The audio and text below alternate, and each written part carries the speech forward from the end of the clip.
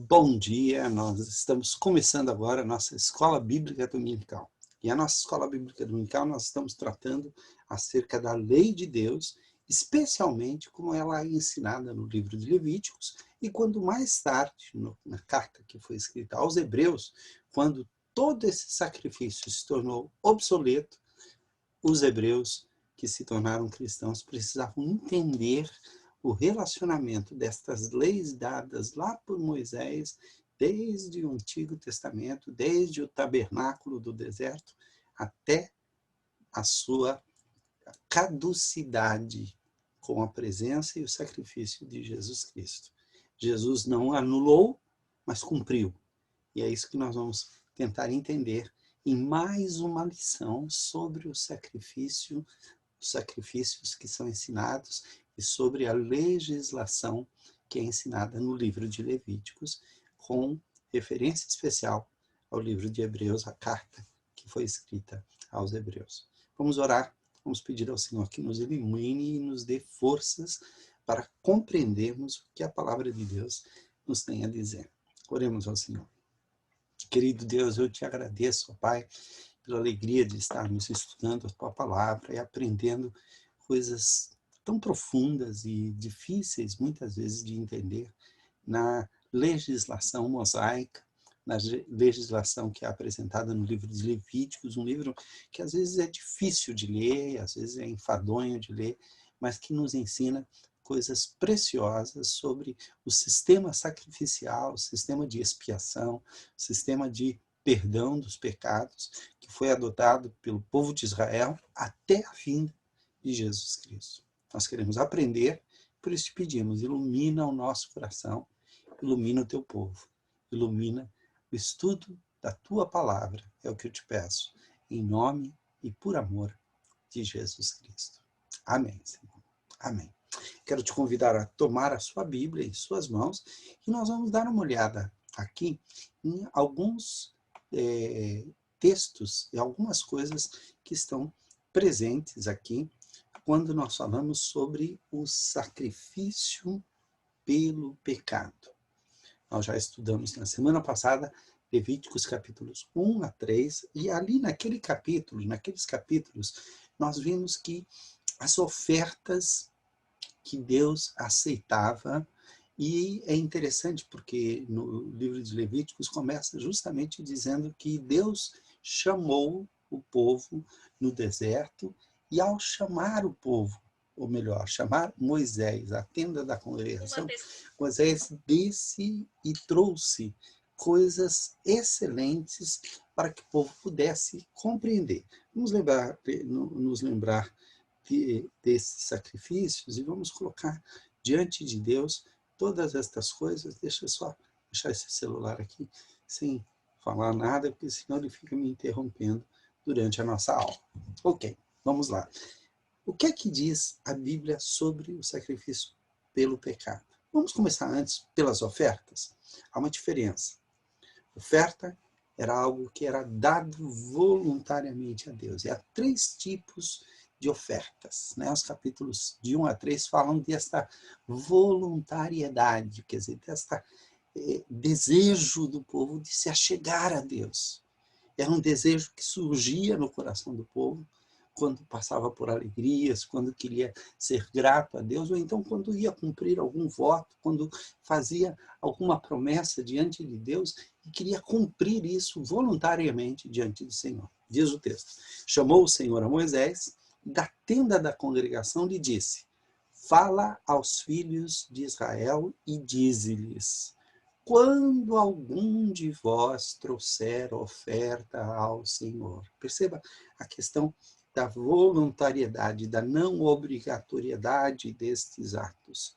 Quando alguns de vós trouxer oferta ao Senhor, trareis a vossa oferta de gado, de rebanho ou de gado miúdo, holocaustos, e aí vai dar as instruções, do capítulo 1 ao 3, há 3 tipos de ofertas. Olha só, os holocaustos, que eram ofertas de consagração. Eram ofertas na qual o animal era trazido, e ele era queimado totalmente a Deus, e era como se fosse uma oferta assim sacrificial, era um oferecimento de si mesmo. Quando o ofertante trazia um holocausto ao Senhor, ele estava dizendo, olha, eu quero me queimar na obra de Deus, eu quero fazer parte da obra de Deus. Como Deus não aceita sacrifícios humanos, nós vamos ver no Novo Testamento, ele vai falar de um sacrifício vivo, santo e agradável a Deus, não de um sacrifício morto. Mas para que o povo entendesse a importância disso, este sacrifício chamado holocausto, mais tarde, esse nome foi usado para a morte de 6 milhões de judeus durante a Segunda Guerra Mundial, que, por serem judeus, foram quase que queimados até a última cinza. Por isso, aquele movimento de destruição dos judeus causado pelo nazismo se chama Holocausto. O Holocausto é um nome que acabou servindo a um outro propósito. Mas o Holocausto no Antigo Testamento era justamente isso, esta oferta de dedicação total. Há uma ocasião em que o Holocausto era exigido. Neste caso aqui, não, é o Holocausto voluntário. O Holocausto, as ofertas de paz, que normalmente eram ofertas de comida, de alimentação, de cereais, eram ofertas que serviam para alimentar o sacerdote, para alimentar os trabalhadores do templo, e, não raro, o ofertante participava de uma refeição juntamente com eles na casa de Deus, para dar a ideia de que o Senhor estava convidando o seu povo para uma refeição. Nós vamos isso representado no Novo Testamento através da ceia do Senhor. Deus nos chama à sua casa para nós comermos juntos aquilo que foi ofertado. Só que no caso da ceia, o que é ofertado não é pelo ofertante, mas é pelo próprio Deus. É o seu Filho que nos é ofertado como alimento para o nosso corpo, como alimento para a nossa alma, como alimento para o nosso coração. E havia também as chamadas ofertas de alimento ou ofertas de manjares, e onde também eram oferecidas bebidas.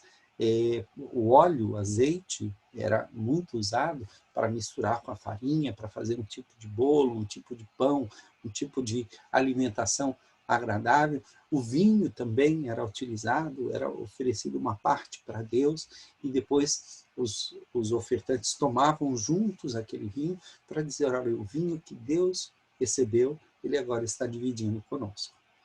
Bom, quando nós chegamos no capítulo 4, nós vamos encontrar um outro tipo de oferta. Nesse caso, a oferta é um sacrifício. E o sacrifício é porque havia pecado. A gente vai perceber dos capítulos 7 até do capítulo 4 até o capítulo 7, que, em geral, começa-se com os pecados involuntários, aqueles pecados que não eram cometidos de uma maneira dolosa, eram pecados que eram cometidos no dia a dia. As coisas aconteciam e acabavam se tornando pecados. Se nós lermos o texto, e aqui é interessante, deixa eu só pegar para você dar uma olhada aqui no... Opa, perdão. Aqui, deixe-me... No texto, está vendo aqui? O texto que nós vamos ler se encontra lá em Levíticos, capítulo 4. E Levíticos, capítulo 4, vai dizer o seguinte, olha, os pecados do grande sacerdote, ok? Mas os pecados, sacrifício pelos pecados do povo, sacrifício pelos pecados de uma autoridade ou de um príncipe, né? Você está vendo aqui a versão atualizada, e aqui é a versão atual, revista e atualizada, perdão, e essa aqui é a revista na linguagem de hoje. O sacrifício pelos pecados de uma pessoa. Mas note, nesse caso aqui, o texto, o título, está o sacrifício pelos pecados por ignorância. Aqui, ele vai explicar da seguinte forma, numa linguagem mais atual. O Senhor Deus mandou que Moisés dissesse aos israelitas que deveria fazer a pessoa que sem querer, note, não há dolo, não há maldade, a pessoa que sem querer quebrasse uma das leis do Senhor e fizesse o que é proibido. Se o grande sacerdote cometer um pecado, e aí vai.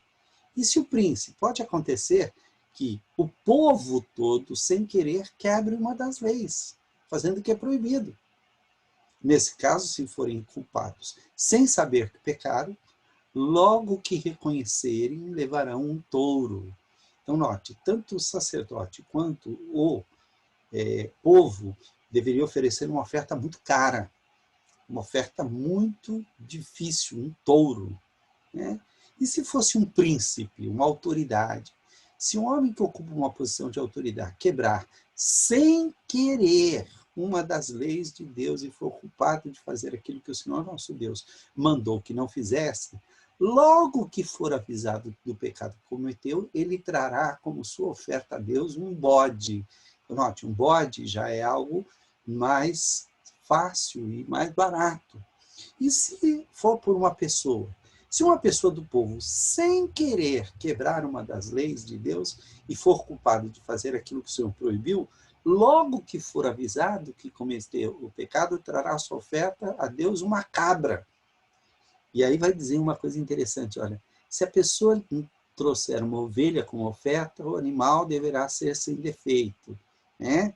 Aí vai dizer aqui, há algum outro lugar que diz que caso ele não possa, né, trazer uma cabra, caso ele não tenha, ele vai trazer uma rolinho. Olha, se alguém sem querer pecar e desobedecer qualquer das leis de Deus, e será considerado culpado, deverá ser castigado. Para tirar a sua culpa, ele levará um carneiro, né? O valor do animal será calculado e tal. Mas existe o caso daquele que não pode oferecer um carneiro. Então ele vai oferecer, isso vai aparecer, animais mais baratos. Então, percebam, em primeiro lugar, esses textos aqui, eles nos ensinam que conforme a responsabilidade, maior é a culpa pelo pecado.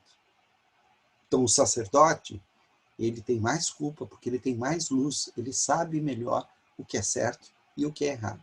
Um príncipe também tem bastante culpa. O povo todo, quando peca em conjunto, quando todos juntos fazem, e há um pecado coletivo do povo, há uma responsabilidade, porque são muitas cabeças para pensar. Quando é um príncipe, uma autoridade, ele tem que ser avisado. E ele precisa se arrepender, ele precisa reconhecer que ele está culpado. E se for uma pessoa, a pessoa também. Mas note, a oferta vai diminuindo de valor e no caso de pessoas que não podem, eu não estou achando exatamente aqui, no caso de alguém for culpado, deverá confessar seu pecado, trazer a Deus o Senhor um animal deve ser uma ovelha. Se alguém não tiver recursos para comprar uma ovelha ou uma cabra, então apresentará a Deus o Senhor 2 rolinhas ou 2 pombinhos, como oferta para tirar a culpa do pecado que cometeu. Uma das aves será o sacrifício e tal, e borrifará, e dá. Se alguém não tiver, olha aqui, se alguém não tiver recursos para comprar 2 rolinhas ou 2 pombinhos, então trará 1 quilo da melhor farinha, como oferta para tirar o seu pecado. Não deverá misturar azeite ou incenso com a farinha, pois é oferta para tirar os pecados. Então, notem que o pecado produz um prejuízo. E esse prejuízo é, então, mostrado e colocado diante das pessoas. Deixa eu ver, eu não sei se você viu tudo isso que eu mostrei e li aqui, mas vamos voltar novamente. Deixe-me verificar apenas aqui se realmente você viu, porque pode ser que eu tenha lido todo esse texto e você não tenha visto, né? Vamos ver aqui, deixa eu interromper, né? E deixe-me apenas mostrar onde que eu estava lendo, deixa eu ver, está aqui, exatamente aqui, tá? Então, estava aqui falando sobre os pecados do sumo sacerdote, os pecados pelo povo, os sacrifícios pelos pecados de um príncipe ou de uma autoridade, o sacrifício pelos pecados de uma pessoa, né? Como é preciso, casos em que é preciso, se alguém não tiver recursos, está aqui, se alguém não tiver recursos para comprar 2 rolinhas, tudo está aqui mostrando que o sacrifício pelo pecado era necessário. Então, nós precisamos entender o pecado. Precisamos entender o que é esse pecado. E para isso, eu quero pedir ajuda aqui do Catecismo Maior, da Confissão de Fé de Westminster, que faz um resumo muito fantástico de como isso pode acontecer. Olha só, vamos dar uma olhada aqui. Como compreender o pecado.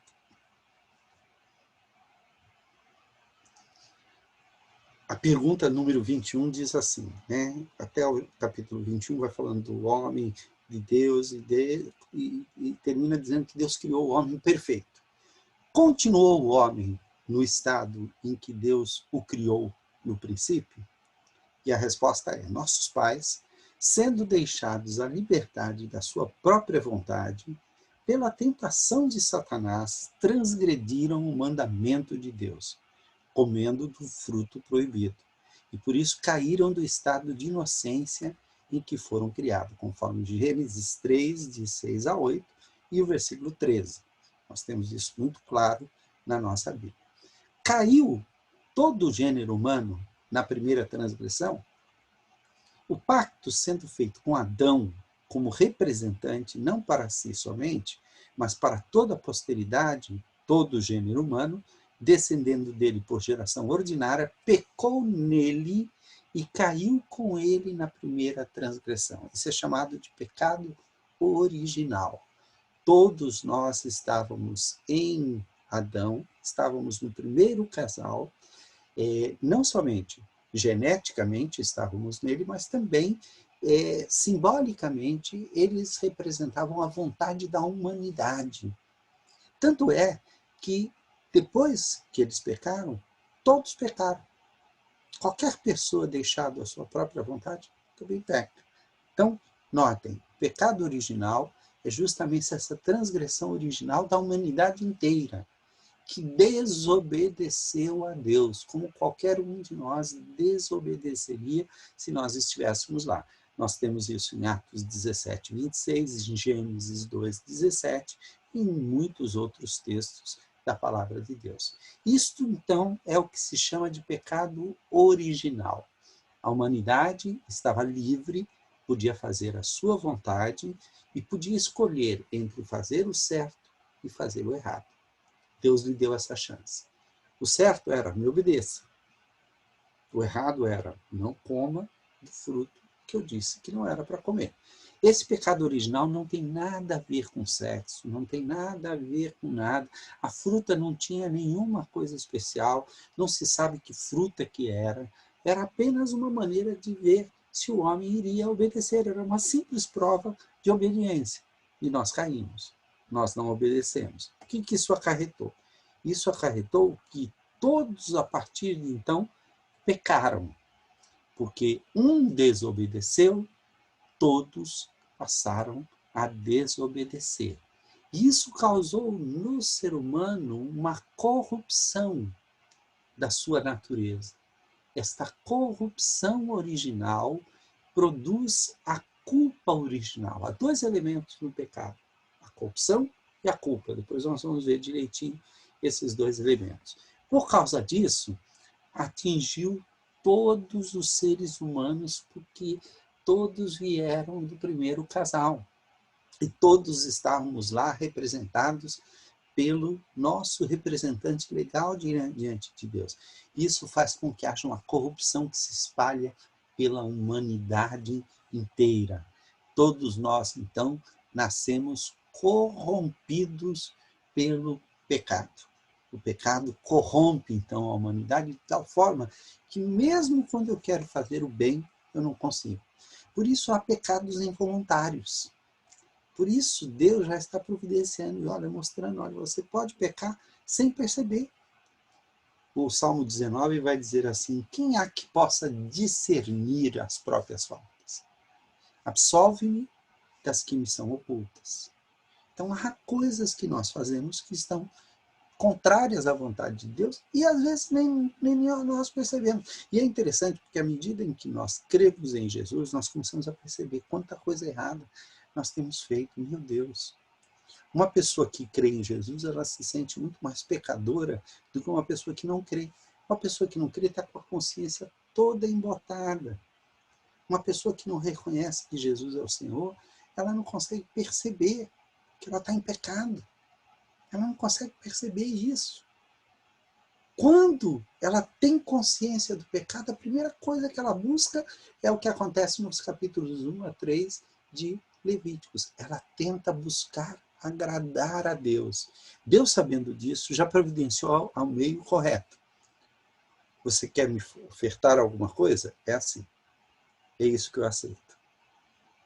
Deus começa a educar o povo para que a gente não vá oferecendo a Deus coisas de maneira errada. Nós temos um exemplo disso no caso de Caim e Abel. Caim sentiu esse desejo, foi e ofereceu a Deus. Fez uma oferta, e uma oferta perfeitamente aceitável, uma oferta de alimentos, coisa que nós vemos em Levíticos que era comum. Abel fez a mesma coisa, ofereceu do que ele fazia, cada um ofereceu do que tinha para oferecer. Só que há uma coisa que já em Caim e Abel se ensina, mas que na legislação de Levíticos vai se ensinar de maneira mais importante. Mais importante do que a oferta é o ofertante. É o ofertante que é aceito por Deus. A Bíblia diz que Deus aceitou Abel e a sua oferta.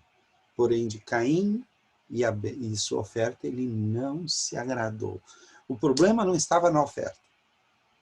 O problema estava em Caim. De que maneira ele compareceu diante de Deus? De que maneira nós comparecemos diante de Deus? Por isso, o estado da humanidade, por causa da queda, se transformou numa natureza humana corrompida pelo pecado. Olha o que a Confissão de Fé diz. A que estado ficou reduzido o gênero humano por essa queda?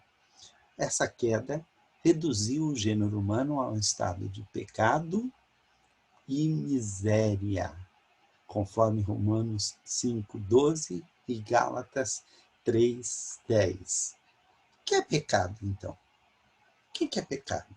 Pecado é qualquer falta de conformidade com a lei de Deus ou a transgressão de qualquer lei por ele dada como regra à criatura racional. Tudo aquilo que vai contra a lei de Deus, e nós já estudamos isso lá, nos primeiros estudos, que a lei representa o caráter de Deus. A lei representa o próprio Deus. A lei representa o que Deus é. Ele é santo, portanto, a lei é santa. E a lei nos mostra o caminho da santidade. O que é que Deus exige de nós? Isso pode ser resumido nos 10 mandamentos, né? Não terás outros deuses diante de mim, não farás imagem de escultura para as adorar, não tomarás o nome do Senhor teu Deus em vão, lembra-te de dia de sábado para descansar, tira um dia para descansar das suas atividades e dedicá-los a Deus, honra teu pai e tua mãe, não matarás, não adulterarás, não furtarás, não darás falso testemunho contra o teu próximo, quer dizer, não usará da mentira, e não cobiçará o que não te pertence, não queira o que não é seu, o que não te pertence, o que pertence aos outros. Isso é um resumo. Os judeus conseguem distinguir nos 5 livros da lei 613 ordenanças que mostram como Deus é. Deus é santo. E no livro de Levíticos ele vai dizer, sede santos, porque eu sou santo. Está lá em Romanos 3:23, 1 João 3:4, Todavia, se alguém pecar, temos um advogado junto ao Pai, né? Gálatas 3, 10 a 12, são textos que nos falam desta falta de conformidade com a lei de Deus. Tudo aquilo que sai da vontade de Deus é pecado. E aí, meus irmãos, nós vamos entender que o pecado causou um estado de miséria ao ser humano. A natureza humana que foi criada, inocente, capaz de decidir entre o bem e o mal, por causa do pecado, porque ela decidiu o mal, ela se corrompe. E aí há uma corrupção de todo ser, da vontade e da justiça humana.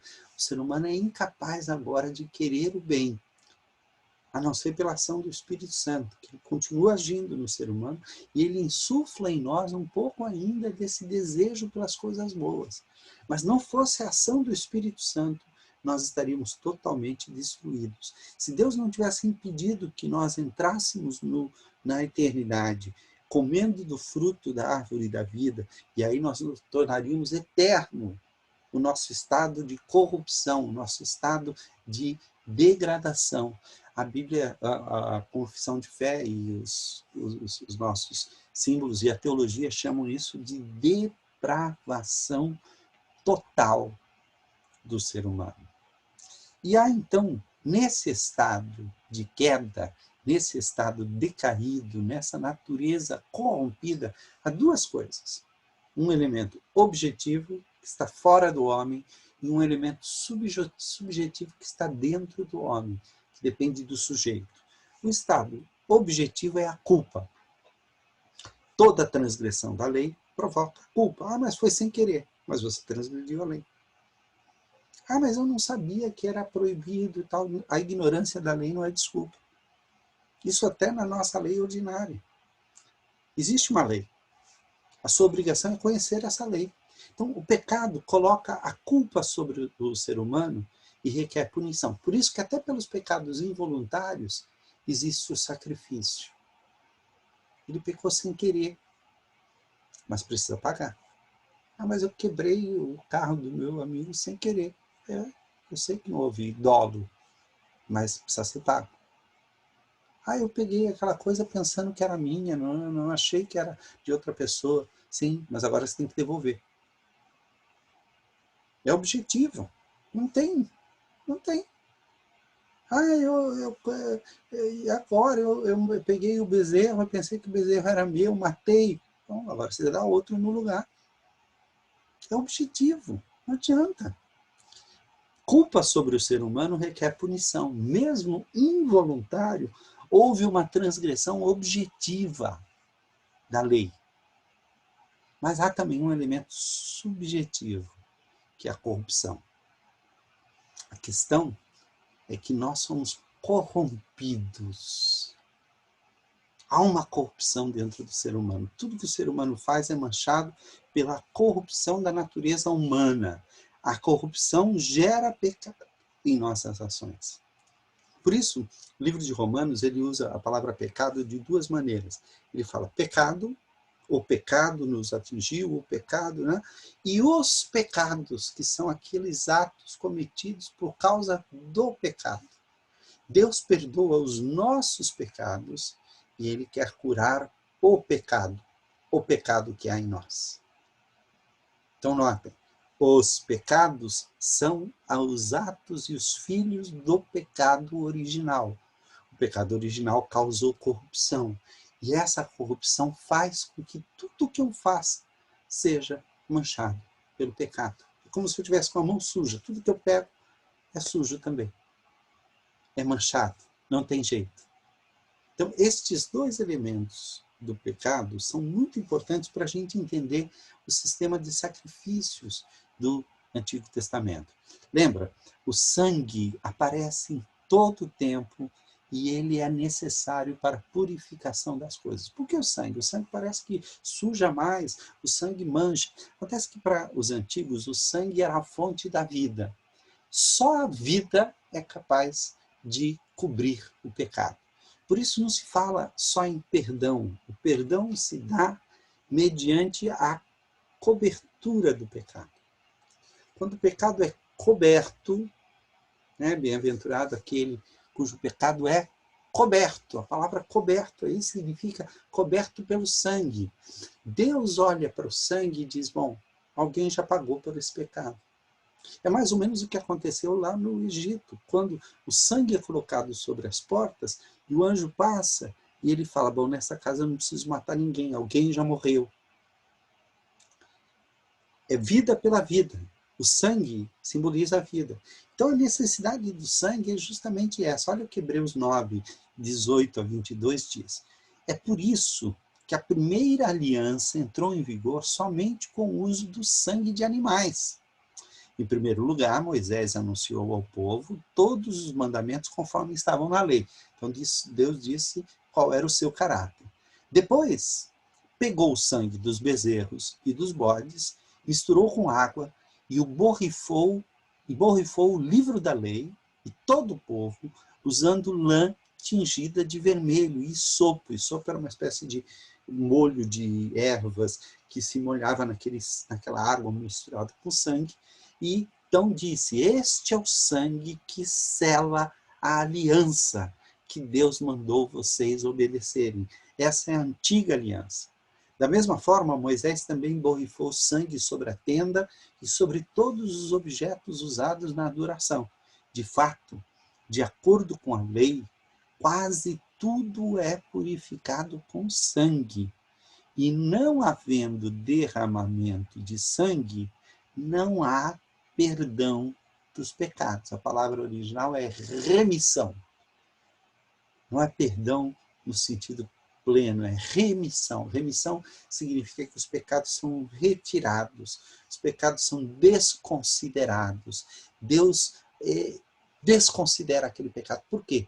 Porque ele está olhando para o futuro, para o perdão definitivo que Deus há de fazer através do seu próprio Filho. Hebreus 11, 28 diz assim, pela fé celebrou a Páscoa e o derramamento de sangue para que o exterminador não tocasse nos primogênitos dos israelitas. Estão percebendo a importância do sangue? O sangue derramado indica que alguém morreu. Então já houve um pagamento pelo pecado. Mas esse pagamento não é um pagamento definitivo. Porque o pagamento definitivo, quem vai fazer é o próprio Deus. Quem vai derramar o sangue é o próprio Filho de Deus. Mas por enquanto, baseado nesta previsão, neste amor projetado lá para frente, Deus aceita o sangue de animais para que o povo entendesse a importância. Era algo violento. O pecado causa miséria, o pecado causa morte, o pecado causa destruição, até de um inocente, de um animal inocente. Foi assim desde o princípio, quando Adão e Eva pecaram e eles quiseram se cobrir, para serem cobertos, um animal precisou morrer. Isso tudo é para mostrar que é sério. Pecado não é para brincar. É sério. Quais são então as consequências do pecado? Olha só. Em que consiste o pecado desse estado em que o homem caiu, conforme diz lá no nosso catecismo maior? O pecado desse estado em que o homem caiu consiste na culpa do primeiro pecado de Adão, na falta de retidão na qual este foi criado, quer dizer, ele foi criado na retidão e ele perdeu, e na corrupção da sua natureza, pela qual se tornou inteiramente indisposto, incapaz e oposto a todo bem espiritual, inclinado a todo mal. Isso continuamente, o que geralmente se chama pecado original, do qual procedem todas as transgressões atuais. Esses textos aqui, Romanos 5:12, versículo 19, 5:6, 3:10 a 12, Efésios 2:3, Romanos 8:7 a 8, Gênesis 6:1, que diz assim que era continuamente mal todo desígnio do coração do homem, Tiago 1:14, 15, Mateus 15:19, são todos textos que vão confirmar o que essa declaração diz, de que a corrupção atingiu a todos os seres humanos e os inclinou para o mal. Se há alguma inclinação para o bem na humanidade, é porque o Espírito Santo está atuando. Isso se chama graça, graça geral. Deus está impedindo que o mundo se destrua. Mas a salvação só vem através de Jesus Cristo. E qual é a miséria que a queda trouxe sobre o gênero humano? A queda trouxe sobre o gênero humano a perda da comunhão com Deus, o seu desagrado e maldição, de modo que somos, por natureza, filhos da ira, escravos de Satanás, e justamente expostos a todas as punições neste mundo e no mundo vindouro. Se não houvesse remissão pelos pecados, se não houvesse perdão pelos pecados, se não houvesse expiação pelos pecados, que é justamente o assunto de Levíticos, nós não teríamos como nos salvar. Não é possível se salvar por suas próprias obras. Tudo de bom que eu fizer não vai cobrir todo o pecado que eu já fiz e toda a maldade que já foi realizada pelo ser humano. Por isso, meus irmãos, o tabernáculo ele tinha esta configuração. Olha só, o ofertante vinha aqui, era recebido pelo sacerdote aqui, bem nessa entrada. Aqui o animal era sacrificado, aqui havia um mar de bronze, né? Havia um altar enorme com muita água, onde havia a primeira lavagem, né? Esses lugares aqui, essas mesas aqui eram usadas para o sacrifício.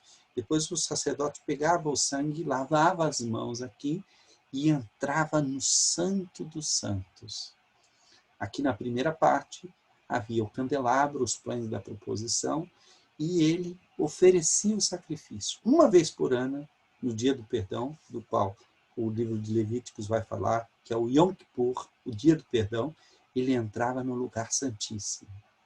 E no lugar santíssimo, onde estava a Arca da Aliança, ele aspergia o sangue pelo pecado de todo o povo de Israel. Essa era justamente a configuração do sacerdote, do tabernáculo do deserto, que vai continuar depois nos tabernáculos posteriores. Eles vão seguir o mesmo exemplo. Olha só, nós já vimos então que no livro de Levíticos nós temos o holocausto, que é o rolar, cuja ocasião era obter o favor divino, era se aproximar de Deus, era a oferta de um macho sem mácula, as posses do indivíduo determinam o tipo da oferta. E o que era feito? Tudo era queimado, porque era uma consagração total a Deus. A oferta de manjares, minar, né, no capítulo 2, é por a ação de graças e obtenção de boa vontade também, principalmente quando se fazia algum voto, quando se cumpria algum voto. Normalmente eram feitas de bolos salgados ou cereais, e havia mistura de vinho ou de azeite, né? Parte disso era queimada para Deus e o resto era dado ao sacerdote, para que o sacerdote pudesse ter alimentação. Havia as ofertas pacíficas, que é a zebá e a selamim. Gratidão a Deus, comunhão com Ele, júbilo público. Quando se terminava um voto, um animal ou uma fêmea, macho ou fêmea, sem mácula, conforme as posses do indivíduo, a parte gorda era comida, mas o resto era comido pelo sacerdote e o adorador em refeição de comunhão. Mas aí começam as ofertas pelo pecado, ratat, né? Quando havia necessidade da purificação do pecado ou da imundícia involuntária.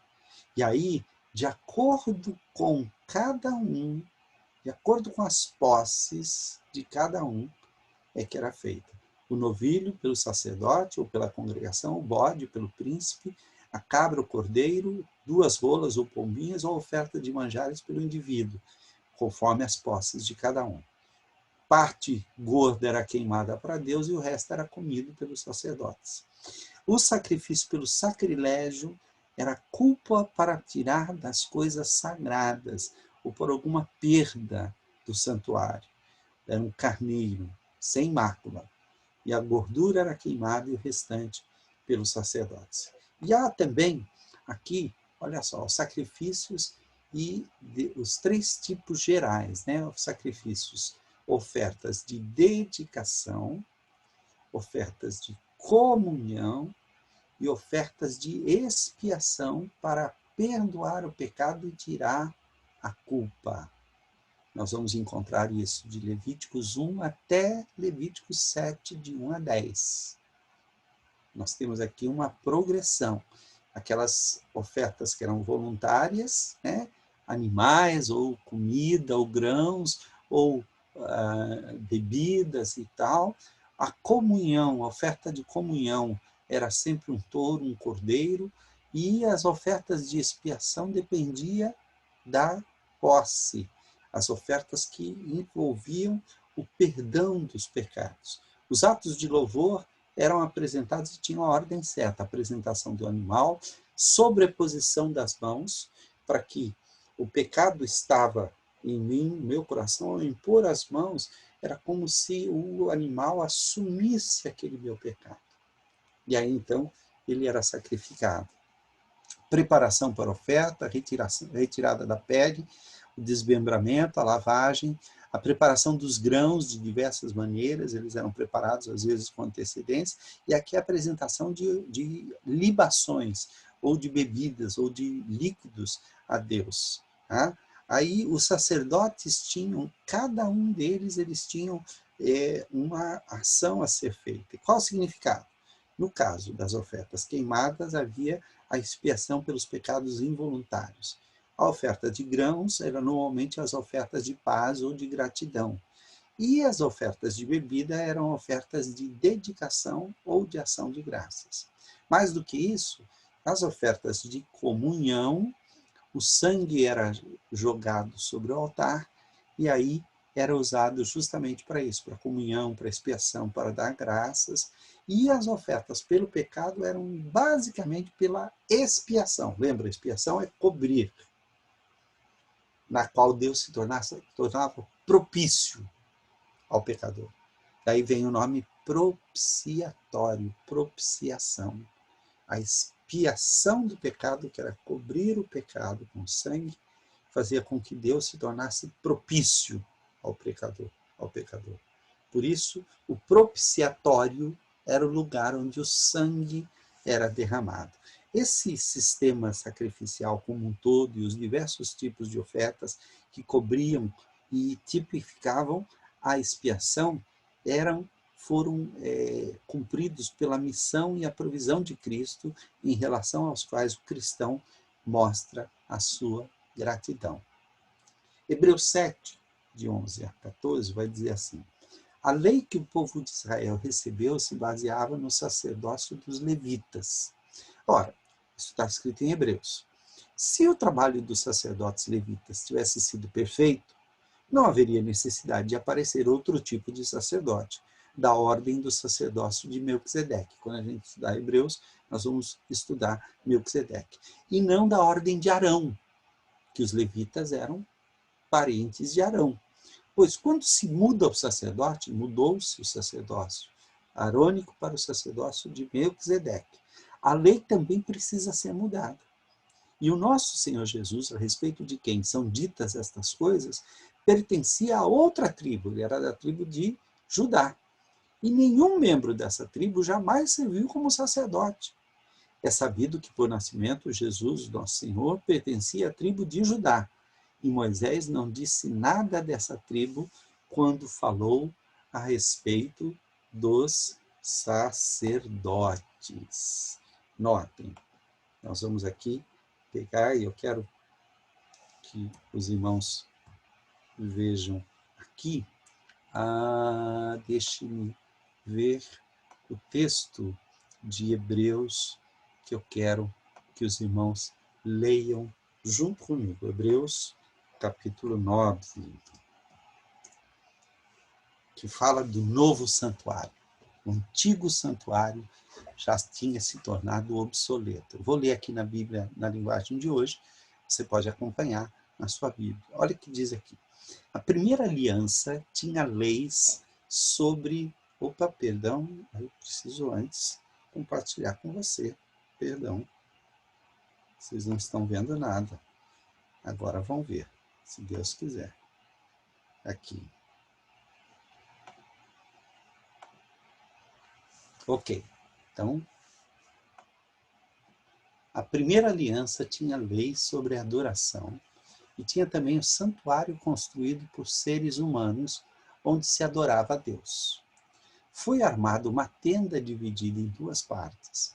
Na parte da frente, chamada Lugar Santo, ficavam o candelabro e a mesa com os pães oferecidos a Deus. Está lá em Êxodo, né? Em vários lugares de Êxodo. Atrás da segunda cortina ficava a parte que era chamada de Lugar Santíssimo. Êxodo 26, 31 a 33.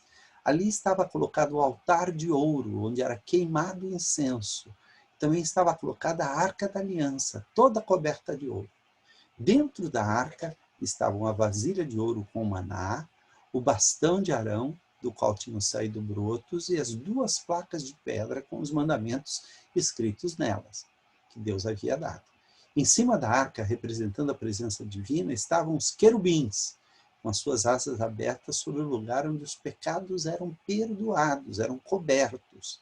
Mas agora não é o momento de explicar os detalhes dessas coisas. Isso tudo está lá em Levíticos, em Êxodos e tudo isso. Depois de tudo isso ter sido preparado, os sacerdotes entram todos os dias na parte da frente da tenda, que é o lugar santo, para cumprir os seus deveres religiosos. Está lá em Números 18. Mas somente o grande sacerdote entra na parte de trás, que é o lugar santíssimo. Nós vamos ver no capítulo 15 de Levíticos, que fala sobre o dia do perdão. E isso apenas uma vez por ano. Ele oferece a Deus o sangue de animais em favor de si mesmo e também pelos pecados que o povo cometeu sem saber que estava pecando. Então, os pecados involuntários. Levíticos 16 vai falar sobre isso. Por meio de tudo isso, o Espírito Santo nos ensina, de modo bem claro, que a entrada para o lugar santíssimo ainda não foi aberta, enquanto a parte da frente, que é o santo lugar, continua sendo usado. Isso é um símbolo para hoje. Quer dizer que a oferta e os sacrifícios de animais oferecidos a Deus não tornam perfeito o coração das pessoas que o adoram. Essas ofertas e sacrifícios têm a ver somente com comida, com bebida e com várias cerimônias de purificação. São regras externas que têm valor somente até que Deus renove todas as coisas. Mas Cristo veio como grande sacerdote das coisas boas que já estão aqui. A tenda em que ele serve é melhor e mais perfeita, porque é o seu próprio corpo, né? E não foi construída por seres humanos. Isto é, não é deste mundo. Quando Cristo veio e entrou uma vez por todas no lugar santíssimo, olha aqui, no céu, na presença de Deus, ele não levou consigo sangue de bodes ou de bezerros para oferecer como sacrifício. Pelo contrário, ele ofereceu o seu próprio sangue e conseguiu para nós a salvação eterna. O sangue de bodes e de touros e as cinzas da bezerra queimada são espalhadas sobre as pessoas impuras e elas ficam purificadas por fora. Está lá em Levíticos. Se isto é assim, imagine então quanto maior ainda é o poder do sangue de Cristo. Por meio do Espírito Eterno, ele se ofereceu a si mesmo, a Deus, como sacrifício sem defeito. E o seu sangue nos purifica por dentro, tirando as nossas culpas, e assim podemos servir ao Deus vivo, pois já não praticamos cerimônias com animais mortos que não valem nada.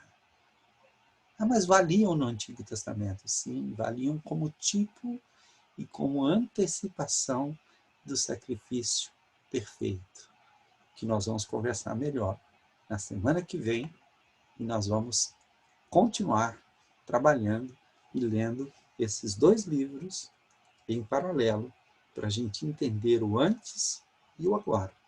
O que acontecia antes, qual era o simbolismo e o que acontece agora. Que Deus te abençoe. E até daqui a pouco, nosso culto de louvor e de adoração ao nosso Deus. Que Deus abençoe a sua vida, que você aprenda muito, leia os textos. Deus vai te abençoar.